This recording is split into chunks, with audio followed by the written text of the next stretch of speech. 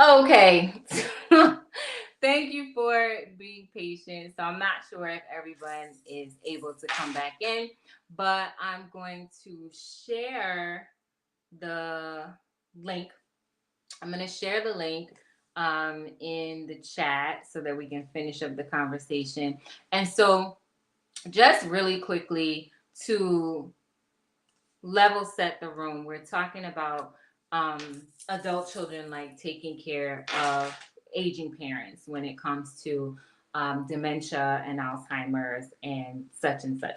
And so, just to be clear, giving people a description like dementia and Alzheimer's are not synonymous. They are related, but they're not synonymous. Alzheimer's dementia is a type of dementia, and dementia is actually a broad umbrella that covers a lot of different areas. Peace of coaching. So some of the questions that we had, and I have access to the questions, and I'll be able to like go back. But one of the things that you had come back in to comment Lagging. talking about the legal part. So go ahead and share what it is that you wanted to share. We can hear you.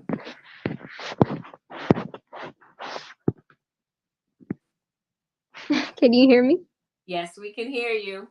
Okay, now you're back. We're back. I don't know what you just said, but I just the topic itself was just something I was like, I can speak on that one because just having that firsthand experience Mm-hmm. with my own father. And I know she was coming from a perspective of dealing with the mother, but Mm-hmm. um, I just thought I could share just a little because I did see it not only with my grandmother, but right after my grandmother transitioned from the same, she had Alzheimer's as well. And my father kind of took care of her in the last stages of her years. And then soon after, he developed dementia.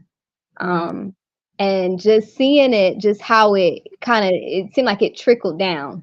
You know what I mean? And I thought about so many different ways that you can even look at it. From not only just the health wise, but just spiritual, lack of just awareness and education behind the subject matter.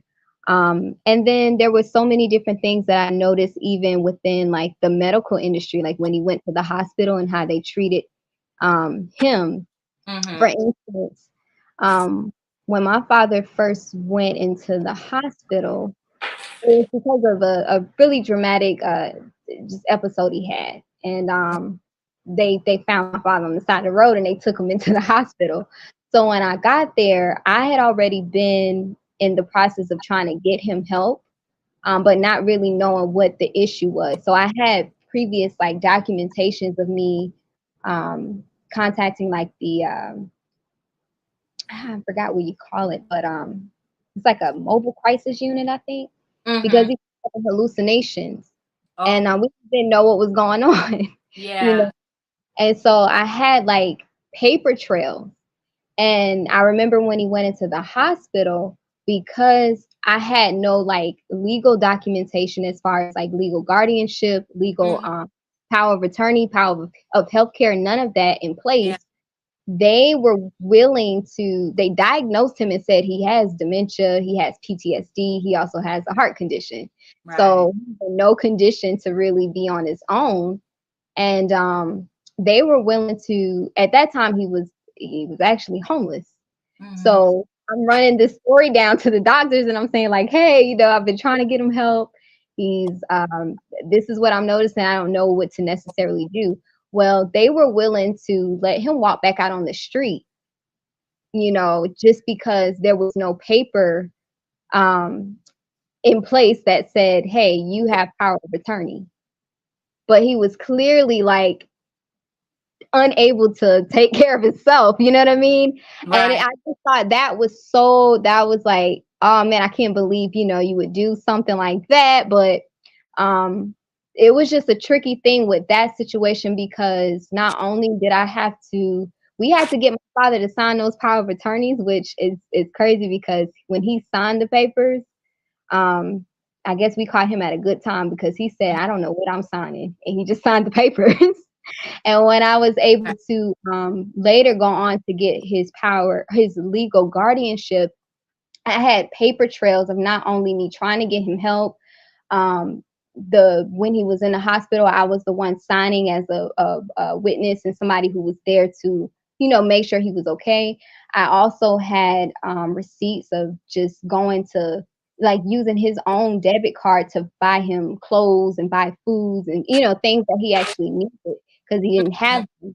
So it made like that process of getting the legal guardianship a little bit I want to say a little bit more easier just because it was like, Yeah. okay, well, clearly you actually care, and we see that you're not gonna, take advantage of your father because he has dementia and like take all his money or something crazy like that.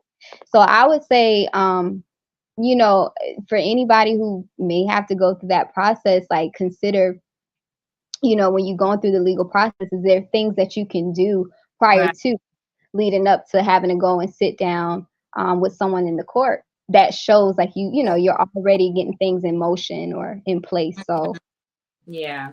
Uh, yeah. Thank you for sharing that, because I think another piece of that is having those conversations with your family members or your relatives Mhm, before something like that happens. It's kind of like it's in that same vein. And just by the way, like letting your people know, so Dr. Portman had another appointment afterwards, so we're going to finish the show mhm, um without her, but we are so grateful for her to be there, and we learned a lot. And so we'll that all of that information will be on the audio part of the podcast, and you can also catch the first part of the live on YouTube. But back to what we were talking about, there's that piece of having those conversations and not mhm, being afraid to have those conversations, whether it's parents having those conversations with your adult children or young adult children or vice versa, before any mental capacity has come into question, or cognitive mhm, capacity has come into question, whether that's like, creating a living will, mhm, creating, something that says like you'll have power of attorney after, and I'm not even sure if something like that works, but like definitely having the conversation is something that is not done enough. And then what happens is, it hits us at unawares because we're mhm, not prepared. The conversations were not had. So if we have like a devastating diagnosis like Alzheimer's, and especially if it's diagnosed late, which we know normal usually happens when it comes to people, black and brown people, mhm, it is not something that helps us any further. And in addition, I know Dr. Fortman had mentioned AARP, but people can also, so for those of you listening, you can also go to the Alzheimer's Association as well. And they have a lot of different tools, especially specifically for this part of the conversation, the legal part, where they can show you how to walk through. They have like step by step guide, like living trust, conservatorship or guardianship, mhm, power of attorney. And so you can follow those steps there, and it can actually help you with your aging parent who might be who may have already been diagnosed or you're suspecting has Alzheimer's. So those are some resources that people can have. mhm. Yeah, I mean, I learned the hard way when that time came. It was just kind of like everywhere I was going, every step of the way, there was somebody just dropping a jewel on me and saying, "Well, Mhm. you need to go here and get this." But there were resources that I found out about that I didn't know in that process, and I can share. I know, in my situation, I did have to put my father inside of a facility. But this specific facility was a 24-hour unit where he was locked in, because they will wander. But one of the difficulties I was having was just not trusting the facility he was in. But of course, when you have limited funds and you can't really afford to either keep the parent at home, or you know what I mean, you don't have the support that you need to be able to have like a some sort of schedule where you have people going in and out to make sure they're good. I found out that through hospice we were able to get a nurse Mhm. to actually come to the facility. The facility provided a nurse, but of course, they're gonna give you. It's whoever's on staff. Yeah, and they have so many people, of course, they have to keep track of, and they can't, So that was helpful with my situation, was having that extra pair of eyes and person to give, insight on what's happening with my father, any changes that are going on, when they're changing his medications, because we noticed even in that process they was upping his medication to the point where he was so sedated, like he wasn't able to walk. And he was combative, so that was a big part of it. He was combative and he was very strong. So it's like, we can't control this man, so Mhm. there are a lot of things you learn in that process that you have to be fully present, like if you have to go that route and put Right. your elders in, or your parents inside of a facility, Mm. because of the Alzheimer, because they don't necessarily care. That's something that I learned, and Yeah. you do have to be fully present, because I think my dad, he went 2 years with it. It wasn't long, but I think if I wasn't present, he could have left maybe within 2 months of just being in that facility. Hmm. Right. So Yeah, and especially if they're overcrowded, mm, no, they're just kind of gonna move the way they move, and it's like, and that, unfortunately, that's the thing that, especially when we're experiencing, or when we have to experience how people treat us, when mhm, they perceive, or even if it is true, that we may not have the finances, to do anything more, right? And so right, it's like, well, this is the service, it is what it is, you get what you get. right. And that's similar to like how many of us experience, like even in the healthcare system, like you said, you found out, but I wonder, like, I question, like, was it the physicians that told you, or like through someone else, and you just happen to like kind of find this information? Because the physicians absolutely could have, like, a lot of times hospitals do have like social workers. They have social workers Mhm, that do case management and can right. help you with that. And so the fact that you were like, they're just gonna let them go, that should have been immediately like kind of pushed over to a social worker, so that they can help you figure out what resources were available, so you could take action right then and there, and not have him like discharged and wandering the streets. Well, I did not get much resources from the caseworker, because again, they were just like, they didn't care. And Right. I mean, so that's the case when you're dealing with people of color, and they're in they're going into these institutions, like they don't care. I was just fortunate that at that facility we did put him in, there were nurses who just happened to, they just happen to drop a jewel here and there, Hmm. and like, okay, you need to do this, and I would just go immediately and do what they were telling me. um but as far as like even in the facility, the social worker who was there wasn't much of a help either. You know what Right. I mean? So it's I would say, like, it takes a lot of patience to deal with someone who has dementia, or Alzheimer's, because it, like she said, it can be emotional just from the relationship aspect, but also when Yeah. you're having to handle, the business, and you're dealing with professions who don't, they may not have the care that you have, or the concern. So Yeah. Because yeah. there's no relationship. It's like, okay, well, you just either you're another patient or you're another number. And so that relationship isn't there. But thank you for sharing. I do want to go over to our chat and kind of answer some of the comments, which are no longer there, but that's okay. But I do know, like, one of the questions was about like the risk factors, and I'll just go over the risk factors and some of the things to look out for before we close out.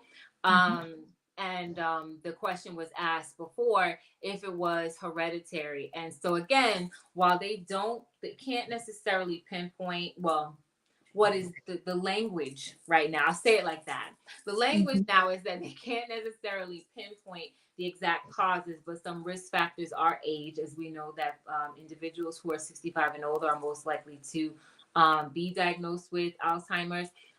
If for those who are you, they're going to be older.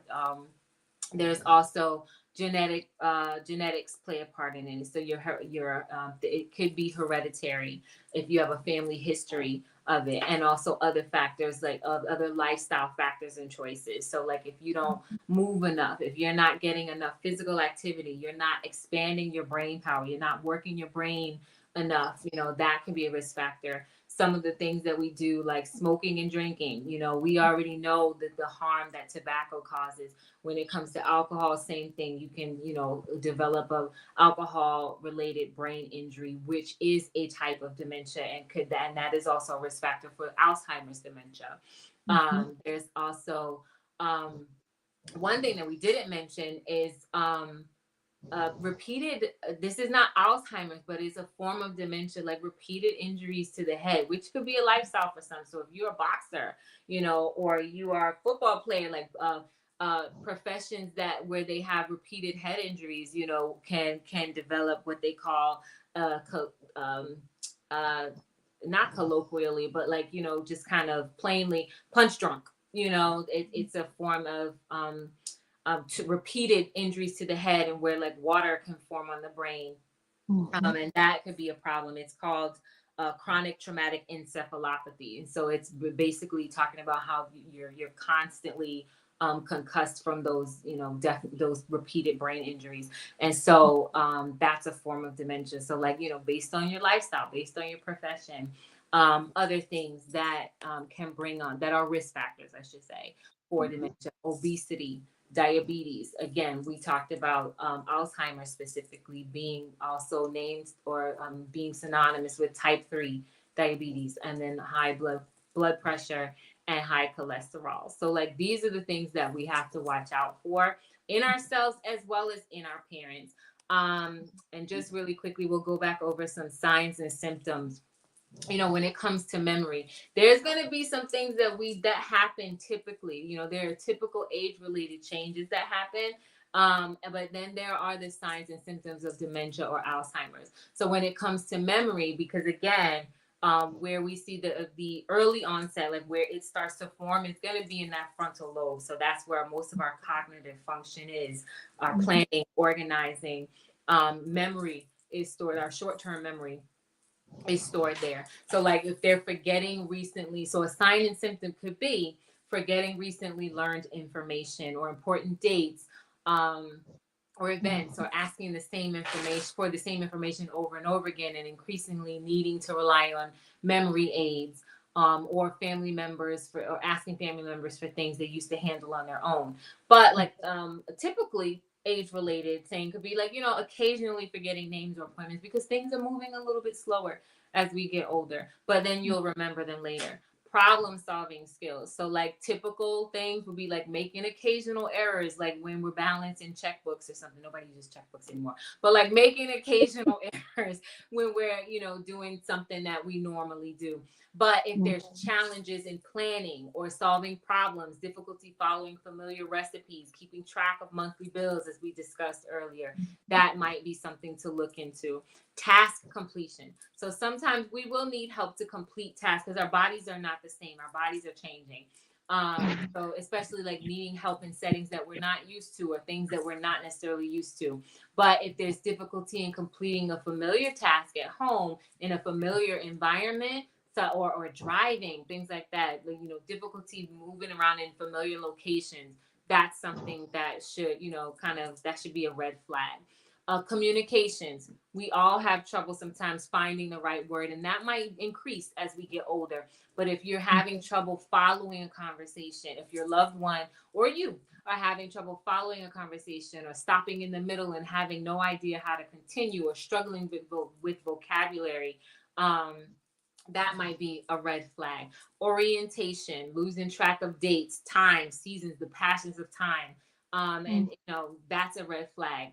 Occasionally getting confused about the day of the week, that's totally fine. I know for myself, I forgot yesterday was Monday. I thought it was Tuesday because I normally go to the office on Tuesdays. So I'm like a day behind. I was a day ahead, then I was a day behind. And it happens. We Mhm. talked about the mood swings. On the radio earlier said like she had to let her grandmother went for the jugular.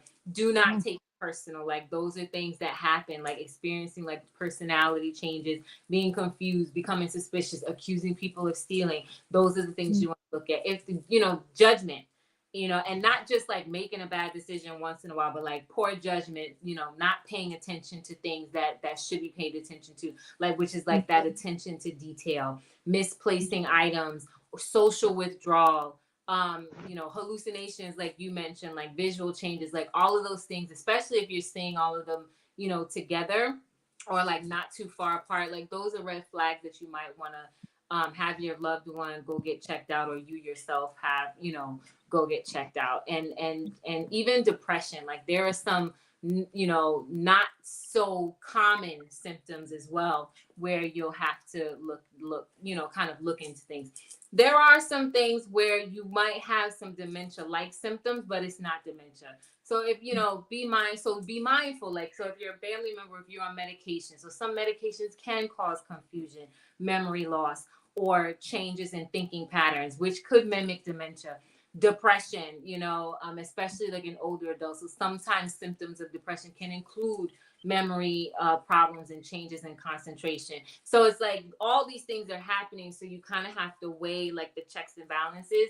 And if you are incapable of making that decision, then go see someone who can give you that diagnosis so that you can know how to proceed and how you want to proceed in a way that best fits you. Um, Mhm. and so that is our show today.